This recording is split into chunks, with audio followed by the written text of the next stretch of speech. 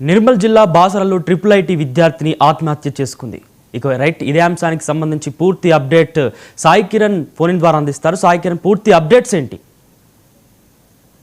Basara triple ఐటీలో తీవ్ర విషాదం చోటు చేసుకుంది. ఇంజనీరింగ్ మొదటి సంవత్సరం చదువుతున్న వసంత అనే విద్యార్థిని వసతి గృహంలోని తన గదిలో సీలింగ్ ఫ్యాన్ కు ఉరివేసుకుని ఆత్మహత్య చేసుకున్నట్టు తెలుస్తుంది. ఉదయం వసతి గృహంలోని తోటి విద్యార్థులందరూ క్లాస్ రూమ్ కు వెళ్లిపోయిన అనంతరం విద్యార్థి ఈ అఘాయిత్యానికి ఒడిగట్టినట్లయితే తెలుస్తుంది. ఈ విషయాన్ని గమనించిన హాస్టల్ కేర్ టేకర్, ఇటు ట్రిపుల్ ఐటీ ఉన్నతాధికారులు కావచ్చు, పోలీసులకు సమాచారం చేరవేయడంతో వారు హుటాహుటిన ఘటనా స్థలానికి చేరుకుని మృతదేహాన్ని దించి పోస్ట్ మార్టం నిమిత్తం మృతదేహాన్ని బైన్స ఏరియా ఆసుపత్రికి అయితే తరలించారు.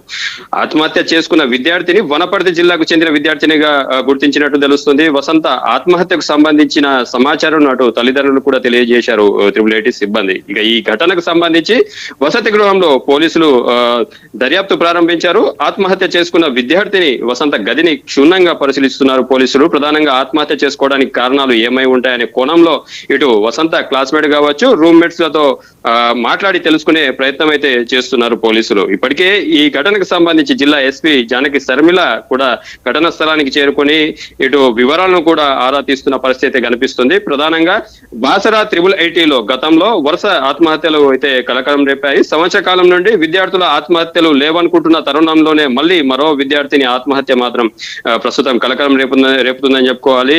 గతంలో ట్రిపుల్ ఐటీలో వరుస ఆత్మహత్యలు జరిగినప్పుడు విద్యార్థులను విద్యాపరమైన మానసిక